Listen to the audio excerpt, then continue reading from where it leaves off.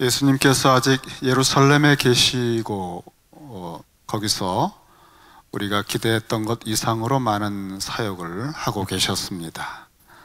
23절에 보면은 2장 23절에 6월절에 예수께서 예루살렘에 계시니 성전을 청결케 하시는 과격한 모습을 보여주셨는데 도대체 무슨 권세로, 무슨 자격으로 이런 일을 하느냐, 표적을 좀 보여줄 수 있느냐, 이렇게 할 때 이 성전을 헐어라, 내가 사흘 동안에 일으키리라 하시는 좀 이해하기 어려운 말씀을 그때 하셨습니다. 아마 그 일로 인해서 성전의 당국자들이 굉장히 심란했을 것이고 우리 예수님에 대한 좋지 않은 감정이 시작되었을 것입니다. 6월절 기간에 주님은 그것으로 끝난 것이 아니라 계속 계시면서 많은 사람들이 볼 수 있는 표적들을 행하셨습니다. 많은 사람이 그의 행하시는 표적을 보고 그의 이름을 믿었다 그랬습니다. 여러분, 표적이라고 하는 것은 기적이죠. 우리 사람이 굉장히 합리적이고 과학적이고 이성적이고 또 기존의 상식과 틀에 아주 단단한 껍질을 가지고 있다 할지라도 눈앞에서 확실하게 내가 아는 사람으로 안진뱅이였는데 벌떡 일어날 때 평생의 고정관념, 그 아성, 그 고집스러움이 꽝 어떤 충격을 받습니다. 와, 뭐야? 도대체 무슨 일이 벌어진 거야? 여러분, 우리가 알고 있는, 우리가 가지고 있는 아무리 견고한 진리라 할지라도 이런 표적들을 보면 굉장히 충격을 받고요, 밑둥치에서부터 균열이 와요. 뭐야, 뭐 영적인 세계가 있는 거야? 진짜 하나님 살아계신 거야? 그러다가 이제 빨리 제정신을 차리죠. 아니야, 이거 쇼야, 이거 마술이야, 뭔가 속임수가 있을 거야. 그럼에도 불구하고 표적이라고 하는 것은 사람에게 이러한 굉장한 감동이나 충격을 주어서 그의 마음을 열게 하는 그런 힘이 있습니다. 사람들은 표적들을 복습니다. 표적들을 보면서 예수님에 대한 범상한 분이 아니다, 그의 이름에 대해서 특별한 관심을 갖게 되었고 또 믿음을 가졌다고 했습니다. 표적을 보여주는 목적은 딱 한 가지입니다. 하나님이시라고 하는 것을 보여주는 거예요. 내가 하나님이다, 내가 너희들의 그리스도다 라고 하는 것을, 그 영광을 번뜩번뜩 비추어 주는 겁니다. 사람들은 그 뭔가 알 수 없지만은, 정확하게는 모르겠지만 빛을 본 거예요. 그래서 그의 이름을 믿었다고 했습니다. 그런데 예수님은 그의 몸을 그들에게 의탁하지 아니하셨다. 왜냐하면 이는 친히 모든 사람을 아심이요, 이 사실이 너무나 중요하기 때문에 한 번 더 반복을 했습니다. 25절에 또 사람에 대하여 누구의 증언을 받으실 필요가 없었으니, 우리는 어떤 사람 만나면 또 사람을 고용해야 하거나 또 사람과 관계할 때 그 어떤 사람이야? 괜찮아? 좋은 사람이야? 그리고 공식적으로 채용을 하기 전에 반드시 추천서를 통해서 확인을 하고 이력서를 보게 됩니다. 그리고 그를 겪어보았던 사람들에게 은밀하게 연락을 취해보기도 합니다. 그런데 주님은 그러지 않으시는 거예요. 왜냐하면 누구의 증언도 받으실 필요가 없는 것은 친히 사람의 마음속을 꿰뚫어 보시기 때문이라 했습니다. 그래서 사람들에게 의탁하지 않는 거예요. 막 정말 인기와 총애를 한 몸에 받는 순간에도 조금 더 그들에게 나를 의탁하지 않습니다. 야, 여러분, 우리가 이 매일 업앤다운 하는 이유가 뭐죠? 그렇게 나를 좋아하고 칭찬했던 사람이 확 변할 때, 뒤에서 또 그냥 험담을 할 때, 우린 절망과 환멸, 인생에 대한 모든 정말 재미가 없어지잖아요. 너무 사람 말 기울이지 마세요.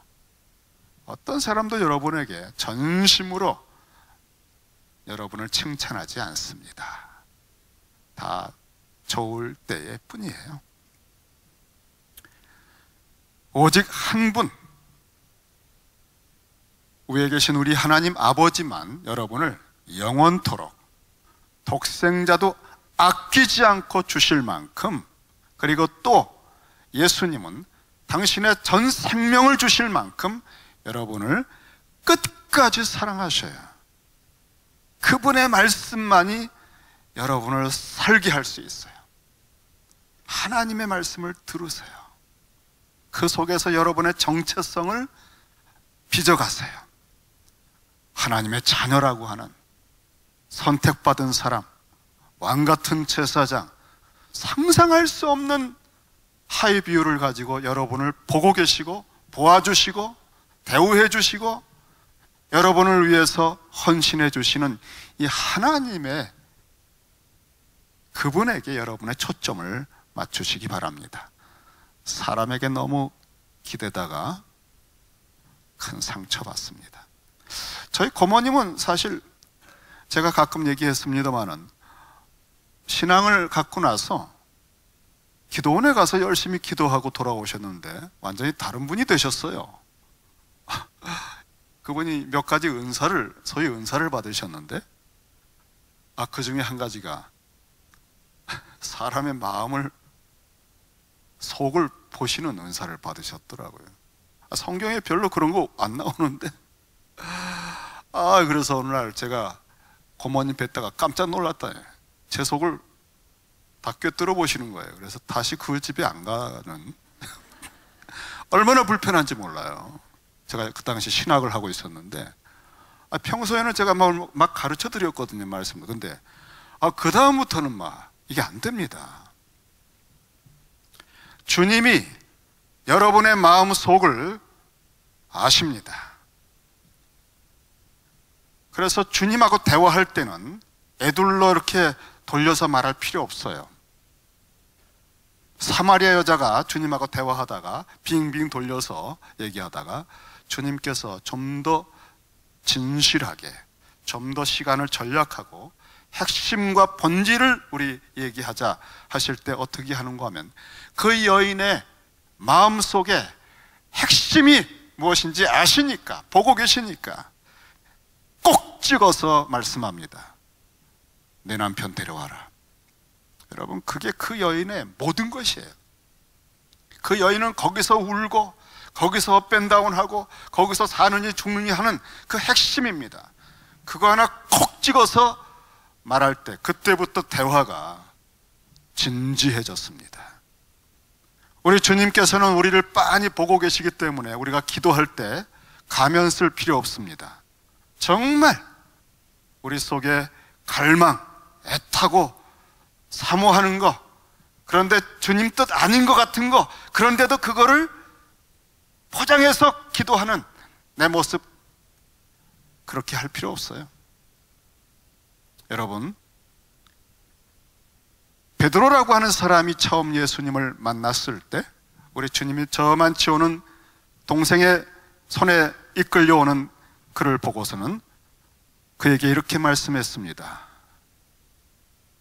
너는 장차 개바라 하리라, 반석이라 하리라. 베드로, 반석이라. 우리 주님께서는 우리의 미래를 알고 계신 거예요. 나다날이라고 하는 제자를 만나셨을 때는 그가 가까이 오실 때, 보라, 참 이스라엘이라. 그 속에 간사한 게 없다 그랬어요.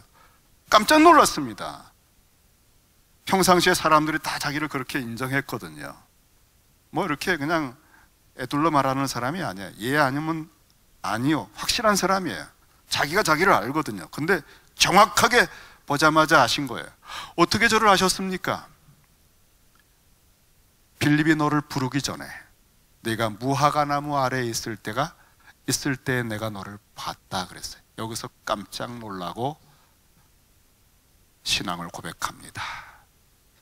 과거에 우리가 어떻게 어떤 삶을 어디에 있었는지를 주님은 알고 계시고요, 현재의 여러분의 마음속을 꿰뚫어 보고 계시고, 여러분이 장차 어떤 사역을 하고 어떤 사람이 될 것인지 미래를 알고 계십니다. 그래서 주님은 절대 우리에 대해서 흔들리질 않아요. 절대 흔들리지 않아요. 베드로가 나도 절대 흔들리지 않을 겁니다. 주님 끝까지 따라갈 겁니다. 죽어도요. 그런 말 들으면 너무 좋잖아요. 그런데 사람의 속을 빤히 보시기 때문에 눈 하나 깜짝 안 왔어요. 그리고 말씀하십니다. 베드로야, 시몬아, 너가 3번 나를 부인할 거다. 우리 주님께서 3번 부인하고 나서도 다른 사람을 붙들어주는 반석 베드로가 될 것을 아시기 때문에, 여러분, 주님은 절대 사람에게 당신을 의탁하지 않습니다. 그게 하나님이십니다. 우리는 전적으로 주님께 의탁해야 돼요. 그는 참 포도나무이고 우리는 가지입니다. 여러분이 포도나무 노릇하려고 하면 안 됩니다. 너희가 나를 떠나서는 아무것도 할 수 없다는 사실을 알고 전심으로 나를 의지해라. 우리를 다 알고 계시고 과거, 현재, 미래를 주장하시기 때문에 여러분, 이 사실에 근거해서 말씀드릴 수 있어요. 쓸데없는 거 하지 마세요. 딱 한 가지에 초점을 딱 맞추세요. 주여, 당신만이 나의 현재와 미래를 주장하십니다. 심지어 제가 받았던 과거의 너무나 가슴 아픈 상처와 응어리조차도 당신 안에서 녹여질 수 있다는 것을 믿습니다. 전심으로 초점을 주님께 맞추세요. 쓸데없는 책 보고 쓸데없는 영상 보면서 세월 보내지 마세요. 살아계신 하나님이신 예수 그리스도, 그분에게 여러분의 마음을 드리시고 정기적으로 그분과 독대하시고 온전히 마음을 오픈해서 마음의 근원까지 다 보시니까 가면 다 벗으시고 교제하시기 바랍니다. 주님의 영광을 보면 우리가 그 영광으로 화해서 주님을 닮아가게 됩니다. 주님이 하나님이라는, 우리 속을 다 보신다는 그 영광 앞에 우리 자신을 드리시기 바랍니다. 이렇게 사람의 속을 다 아신다고 하는 그 단어가 2장 25절 마지막 단어예요. 사람. 그런데 3장 1절의 처음 단어가 사람입니다. 그러니까 이 주님이 사람의 속을 아신다는 것은 이제 3장부터의 사건을 위한 배경을 깐 거예요. 중요한 사람, 니고데모란 사람이 등장합니다. 그리고 3장의 니고데모가 4장에는 우물가에서 사마리아 여인을 만나십니다. 그리고 5장에서는 38년 된 병자가 나와요. 9장에서는 나면서부터 맹인된 사람, 11장에서는 나사로가 등장해요. 이 인물들 한 사람 한 사람들이 우리 주님이 가지신 영광을 드러낼 배경들입니다. 나는 부활이요 생명이라고 하시는 주님의 영광을 보여주시기 위해서 썩어서 냄새가 나는 무덤 속에 나사로가 있는 거죠. 우리 인생의 문제는 주님이 그 영광을 그만큼 더 드러내실 수 있는 필드예요. 걱정하지 마세요. 주님은 여러분을 초대하십니다. 당신 자신을 드러낼 수 있는 기회가 여러분의 문제입니다. 니고데모라고 하는 사람, 바리새인 중에 니고데모라고 하는 사람이 있으니, 사람입니다 여러분. 근데 주님은 사람의 속을 아신다고 그랬잖아요. 그 주님 앞에 한 사람이 오고 있습니다. 그는 유대인의 지도자라. 바리새인, 철저하게 계명을 지키는 사람이에요. 성경도 얼마나 잘 아는지.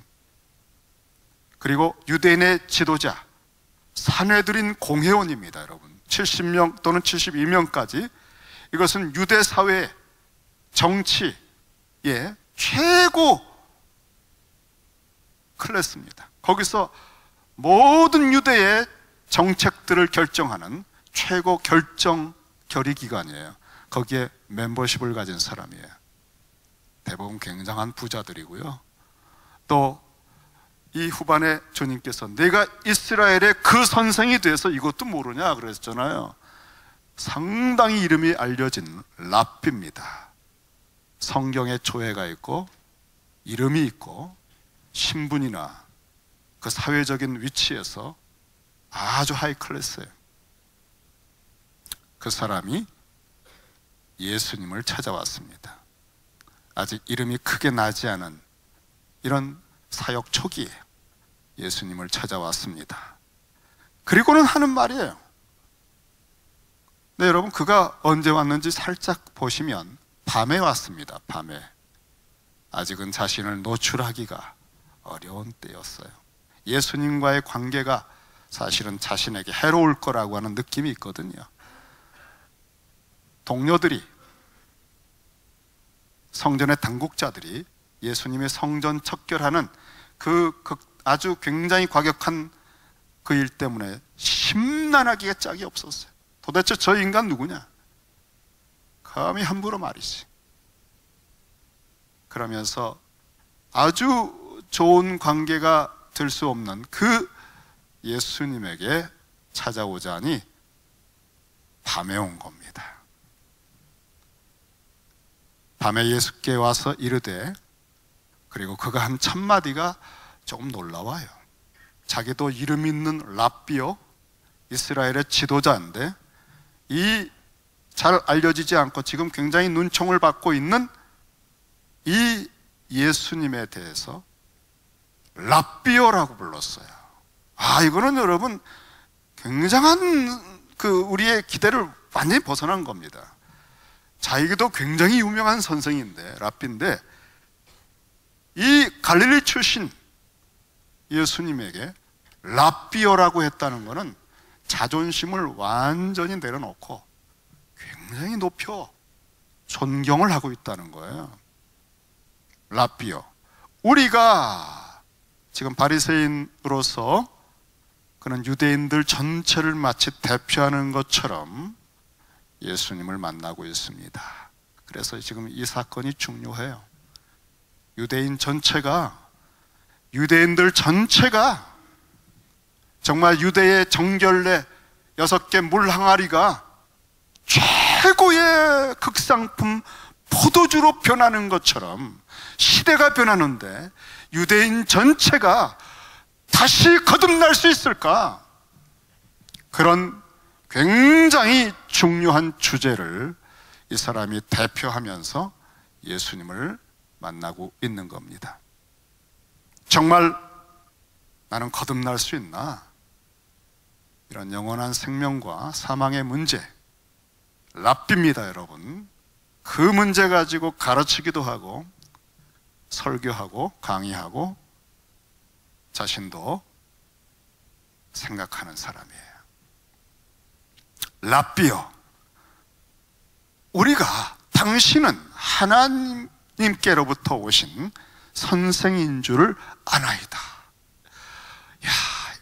극찬이죠. 하나님께로부터 온 선생이다. 그걸 안다는 거예요. 아니 도대체 이 사람이 어떻게 이러한 정도의 지식을 갖게 됐을까? 그것은 예루살렘에서 6월절 기간 동안에 주님이 했던 표적들 때문입니다.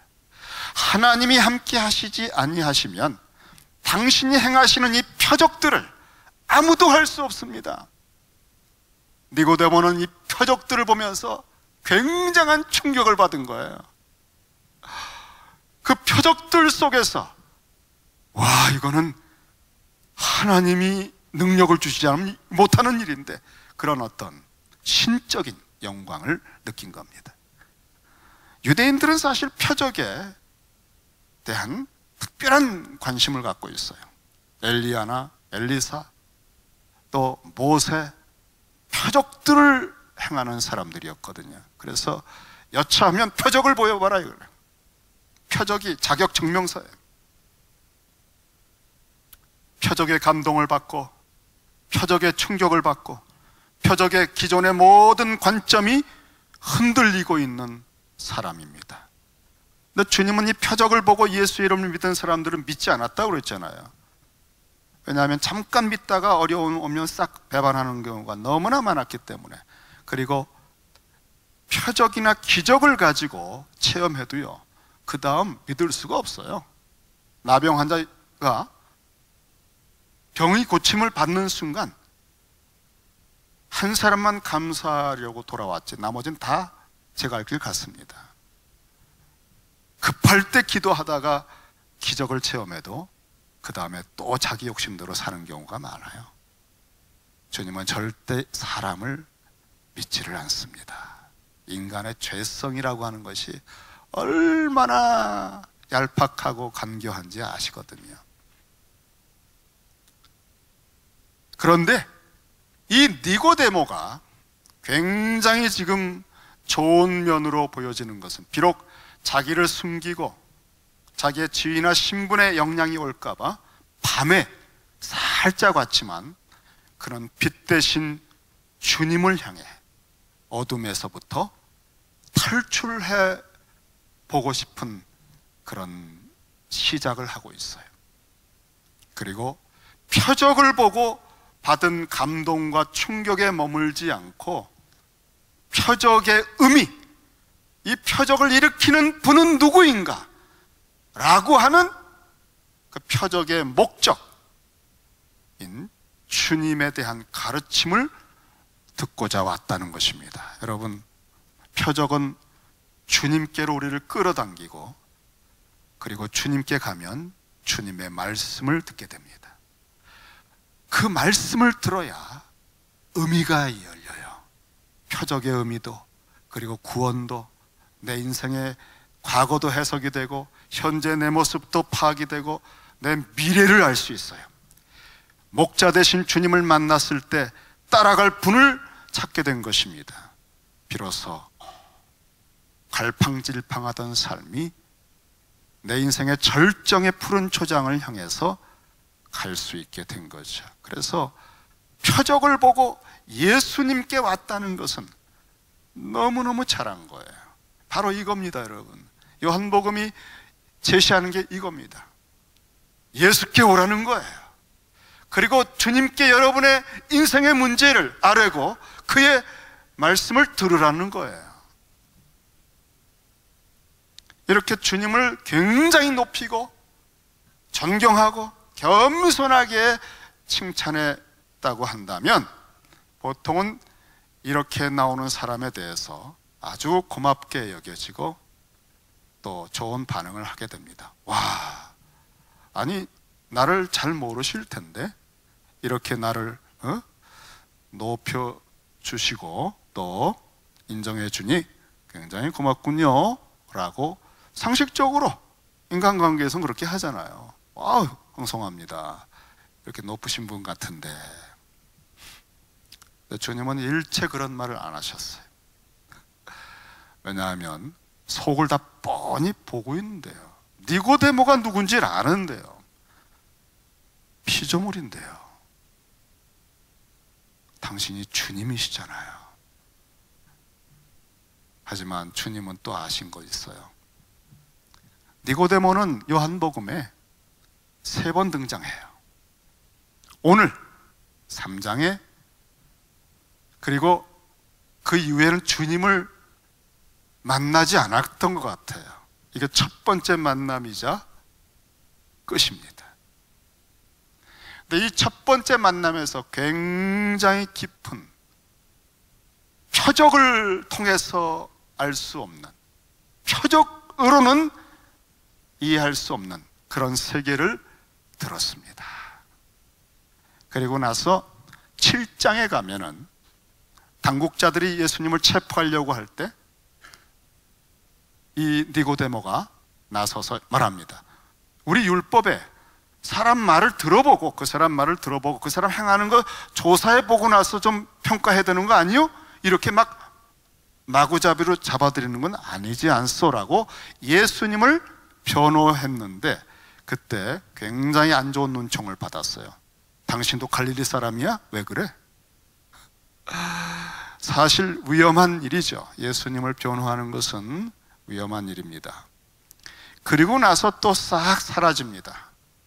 그리고 언제 등장하는가 하면 요한복음 19장 끝에서 예수님께서 십자가에서 죽으신 다음에 그는 등장합니다. 여러분, 주님이 살아계실 때 좀 자기 모든 거 좀 잃어버릴지라도 주님 따라가야 되는데 그렇게 못했어요. 한 가지 여러분, 오늘 염려하지 마세요. 오늘 본문이 많이 남았는데 어쩌냐? 오늘 3절까지만 할 겁니다.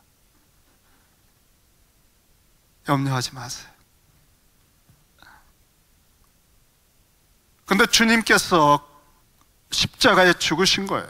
못 박혀 죽으셨습니다. 그리고 그것을 주동한 사람들이 자기 동료들인 걸 너무나 잘 알아요.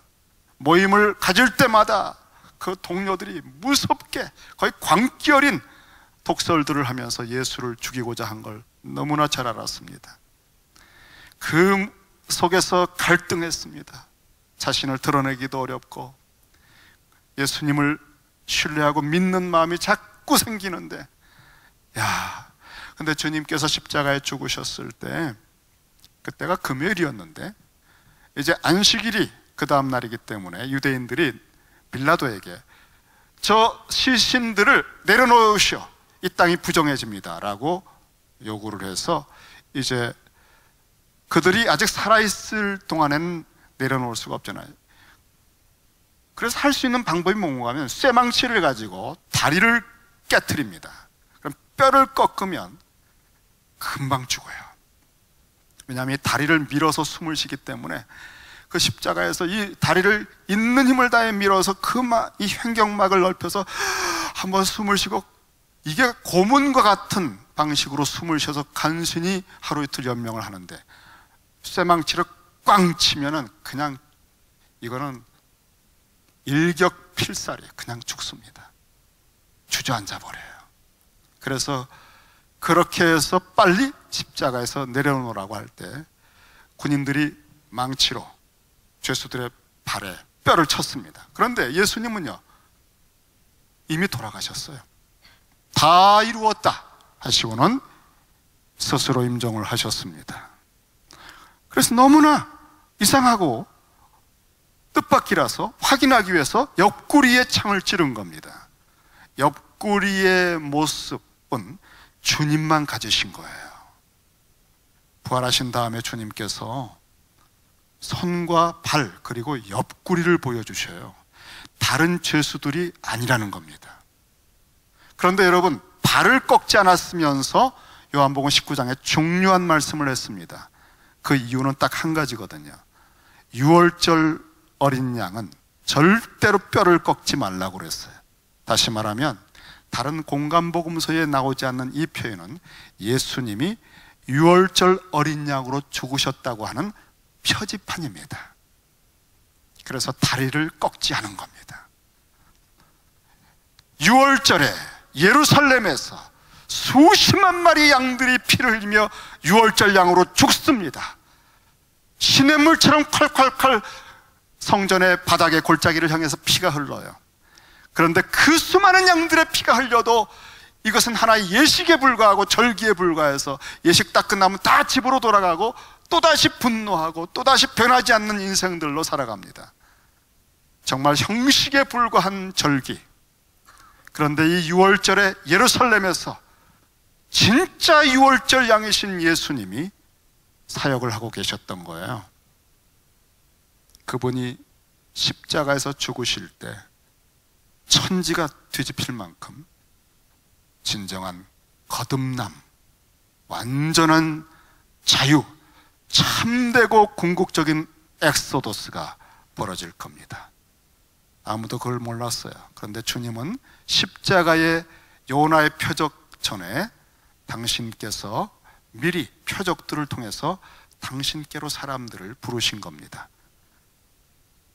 아버지께서 이끌지 아니하시면 아무도 내게 올 수 없다라고 요한복음 6장 44절에서 말했어요. 이 표적을 보고도 주님께 오지 않는 사람들 많아요. 그런데 니고데모가 온 겁니다. 니고데모는 예수님의 시신을 거둘 사람이 아무도 없을 때, 제자들도 할 수 없을 때 숨어있던 사람으로서 등장합니다. 그때 아리마대 사람 요셉과 니고데모가 등장해서 예수님의 시신을 거두어서 무덤에 안치합니다. 저는 그 장면을 묵상하다가 정말 눈물이 솟구치더라고요. 6월절에 표적을 보았을 때 진짜 표적은 6월절 양의 죽음이거든요. 10가지 재앙 중에서 결정적인 표적, 9가지의 표적을 보고도 바로는 완전히 놓질 않았어요. 굉장한 능력들이지만 6월절 어린 양의 죽음의 피를 보고 그 집은 살고 애굽 전체가 통곡바다가 됐어요. 가장 강력한 표적은 십자가입니다. 십자가에서 피 흘리실 때 공의의 하나님께서 가장 무서운 서리빨 같은 진노의 심판을 하셔요. 예수의 피가 있는 사람에게는 그 심판이 넘어가는 거예요. 그렇지 않은 사람들에게는 그 위에 진노가 있습니다. 이것이 유월절입니다. 그래서 유월절 양으로 죽었다는 확실한 표지, 다리뼈가 꺾이지 않고 있는 그 예수님의 시신을 만지면서 그는 그때 그 아리마대 사람 요셉과 함께 등장한, 정말 숨어있다가 마지막 때 등장한 그에 대해서 이렇게 묘사를 했습니다. 요한복음 19장 38절에서는요, 일찍이 예수께 밤에 찾아왔던 니고데모, 오늘 우리가 읽은 3장에 밤에 찾아왔던 니고데모, 일찍이 예수님 사역 초기에 처음 성전을 청결할 때, 청결케 할 때 그때 찾아왔던 니고데모가 몰약과 침향 섞은 것을 100리트라쯤 가지고 왔다 그랬어요. 그게 학자들에 의해서는 거의 수억이 넘는다고 그래요. 어마어마한 것을, 장례를 위해서 가져온 겁니다. 그는 자신의 모든 것을 걸고 헌신했어요. 사실 예수님의 시신을 거두면 사내들인 공회원으로서의 신분, 자격, 명예, 모든 걸 잃어버릴 수가 있어요. 그리고 자기의 거의 전 재산에 해당할 수도 있는 그런 것을 가지고 마지막 예수께 봉사를 하러 왔습니다. 그리고 아마 그는 거기서 아마 한없이 울었을 것 같은 마음이 들어요. 왜냐하면 예수님의 시신을 볼 때 뼈가 꺾이지 않은 그런 성경 지식이 너무나 많은 랍비였습니다. 그게 유월절 양이거든요. 주님께서 유월절 양으로 죽으셨구나, 나를 위하여 하는 것을, 그리고 그의 예수의 가르침이 막 생각이 났을 거예요. 그리고 주님께서는 비록 자기에게 다른 어떤 것을 사귀면서 가르쳐 주시는 기회를 주시지는 않았고 자기도 그것을 얻지 못했지만 마지막 때 표적보다도 더 놀라운 가장 강력한 표적, 내가 너를 위해서 유월절 양으로 죽었노라 하는 최고의 표적을 만지며 그 영광을 보며 느끼는 가장 큰 가르침을 주셨다고 생각이 되더라고요. 와, 이 생각이 드는데요, 막 눈물이 주체할 수 없이 나오더라고요. 한 사람 제자를 끝까지 주님은 챙기셨구나. 이렇게 마무리가 되는 한 사람, 니고데모, 그는 주님께서 어떤 말씀을 해주셨는고 하면은 3절의 말씀을 해주셨습니다. 한번 같이 읽겠습니다. 자, 시작. 예수께서 대답하여 이르시되 진실로 진실로 내게 이르노니 사람이 거듭나지 아니하면 하나님의 나라를 볼 수 없느니라. 와, 랍비요, 하나님으로부터 온 선생님입니다. 뭐 별별 좋은 얘기를 다 했지만 그런 것 딱 거두절미 이런저런 말씀 안 하시고 사람 속을 꿰뚫어 보시기 때문에 니고데모 속에 있는 갈망, 부르짖음, 두려움, 그렇게 율법을 지키고 그렇게 많은 사람들에게 인정을 받을지라도 늘 구원에 대한 확신을 갖지 못하고, 주님께서 말씀하셨죠. 회칠한 무덤, 겉은 그럴듯한데 속은 생명이 없는 그 삶의 고뇌 속에 살아가는 그의 속을 꿰뚫어 보시고 쓸데없는 말들 에둘러 하지 말아라. 내가 나에게 질문을 하기 전에 나는 이미 너의 질문을 들었다. 예수께서 대답하여 이르시되요, 그의 말을, 마음속의 말을 들으신 겁니다. 그리고 답을 해주신 겁니다. 여러분, 이 3절의 말씀은요, 제가 잠깐 죄송합니다, 시쳇말을 좀 하겠습니다. 요즘 쓰는 말들인데요, 뭐 굉장히 기가 막히고 놀랍다는 것을, 그런 어떤 만남, 그런 사람들끼리 모아놨다고 한 것을 미친 조합이라고 그래요. 이 3절은요 정말 미친 조합입니다. 세 가지 주제가 모여 있는데 이 세 가지 주제는요 하나하나가 우주나 역사 전체보다도 더 무게가 나가요. 그 무거운 묵직한 주제들을 세 개를 한 절 안에 돌직구로 던진 거예요, 이 사람에게. 정말 다윗의 물맷돌처럼 팡 하고 니고데모의 심령 속을 파고들었어. 세 가지. 첫째는 진실로 진실로. 이 말씀은 주님만 쓰시는 독특한 어법입니다. 진실로 진실로. 이것은 주님 자신의 인격과 신성, 그리고 능력, 권세, 신실성을 모두 걸고 말한다. 내가 지금부터 하는 말은 내 모든 걸 걸고서 하는 말이다, 그런 뜻이에요. 천지보다 무거운 말씀이에요. 진실로 진실로. 또 한 가지는 거듭나는 문제. 거듭나지 아니하면, 이거는 영원한 생명을 얻느냐 못하느냐, 죽고 사는 문제입니다.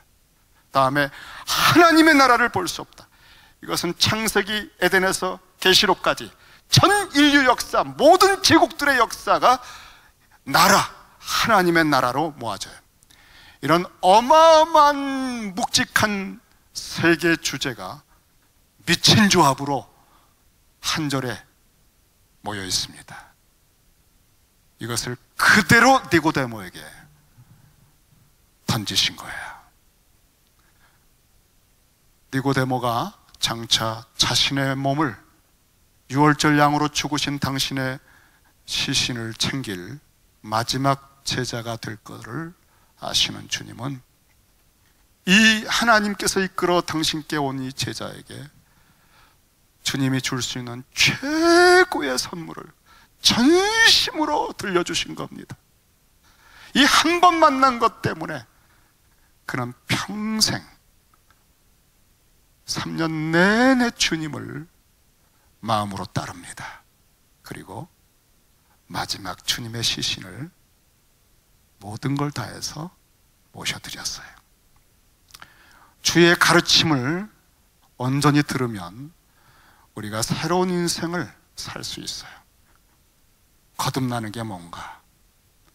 하나님 나라를 볼 수 있다, 들어간다, 이게 뭔가? 다음 시간에 기도하겠습니다.